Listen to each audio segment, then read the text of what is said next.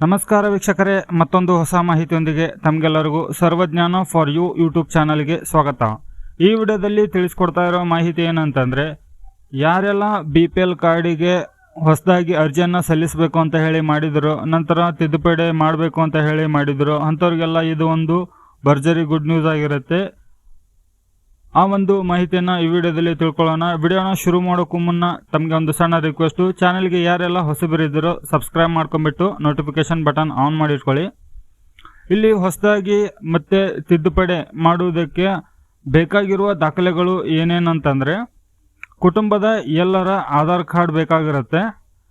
ಆಧಾರ್ ಕಾರ್ಡಿಗೆ ಲಿಂಕ್ ಇರುವಂಥ ಅಥವಾ ರಿಜಿಸ್ಟರ್ ಆಗಿರುವಂಥ ಮೊಬೈಲ್ ನಂಬರ್ ಬೇಕಾಗಿರುತ್ತೆ. ಆ ನಂಬರು ಚಾಲ್ತಿಯಲ್ಲಿರಬೇಕು.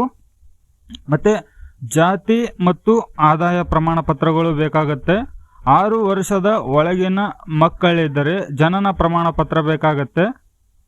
ಈ ಎಲ್ಲ ದಾಖಲೆಗಳು ನಿಮ್ಮ ಹತ್ರ ಇದ್ದರೆ ನೀವು ಹೊಸ ration card, BPL ration card ಆಗಿರ್ಬೋದು ಅಥವಾ ತಿದ್ದುಪಡಿಗಾಗಿರ್ಬೋದು, ಇಷ್ಟು ದಾಖಲೆಗಳು ಅವಶ್ಯಕ.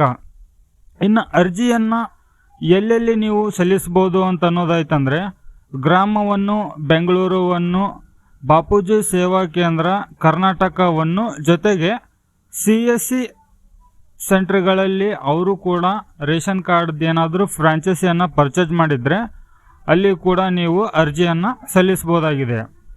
ಇನ್ನು ಇಲ್ಲಿ ಅರ್ಜಿಯನ್ನು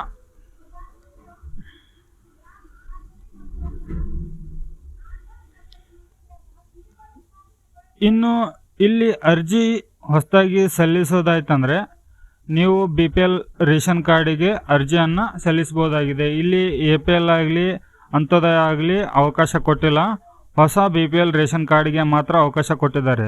ನಂತರ ಇಲ್ಲಿ ತಿದ್ದುಪಡಿಯಲ್ಲಿ ನಿಮ್ಗೇನೆಲ್ಲ ಅವಕಾಶವನ್ನು ಕೊಟ್ಟಿದ್ದಾರೆ ಅಂತಂದರೆ, ನಿಮ್ಮ ರೇಷನ್ ಕಾರ್ಡ್ನಲ್ಲಿ ಇರುವಂಥ ಸದಸ್ಯರನ್ನು ಡಿಲೀಟ್ ಮಾಡೋದಾಗಲಿ ಅಥವಾ ಹೊಸದಾಗಿ ಮದುವೆ ಆಗಿರ್ತಾರೆ ಅವರನ್ನು ನೀವು ಸೇರ್ಪಡೆ ಮಾಡುವುದಾಗಲಿ ಅಥವಾ ಮೃತರ ಹೆಸರನ್ನು ಡಿಲೀಟ್ ಮಾಡುವುದಾಗಲಿ, ಈ ಎಲ್ಲ ಆಪ್ಷನ್ಗಳು ನಿಮಗೆ ತಿದ್ದುಪಡಿಯಲ್ಲಿ ಅವಕಾಶ ಕೊಟ್ಟಿದ್ದಾರೆ. ನೋಡಿ ವೀಕ್ಷಕರೇ, ಈ ಮಾಹಿತಿಯು ತಮಗೆ ಉಪಯೋಗ ಆಗಿದ್ದರೆ ವಿಡಿಯೋಗೆ ಒಂದು ಲೈಕ್ ಕೊಡಿ, ಚಾನಲ್ಗೆ ಸಬ್ಸ್ಕ್ರೈಬ್ ಮಾಡ್ಕೊಂಬಿಟ್ಟು ನೋಟಿಫಿಕೇಷನ್ ಬಟನ್ ಆನ್ ಮಾಡಿಟ್ಕೊಳ್ಳಿ. ನಾನು ಅಪ್ಲೋಡ್ ಮಾಡುವ ಇಂಥ ಮಾಹಿತಿ ವಿಡಿಯೋಗಳು ನಿಮಗೆ ನಿರಂತರವಾಗಿ ನೋಟಿಫಿಕೇಷನ್ ಬರ್ತಾ ಇರುತ್ತೆ. ಮತ್ತೆ ಹೊಸ ಮಾಹಿತಿಯೊಂದಿಗೆ ಸಿಗ್ತೀನಿ. ಅಲ್ಲಿವರೆಗೂ ಜೈ ಹಿಂದ್.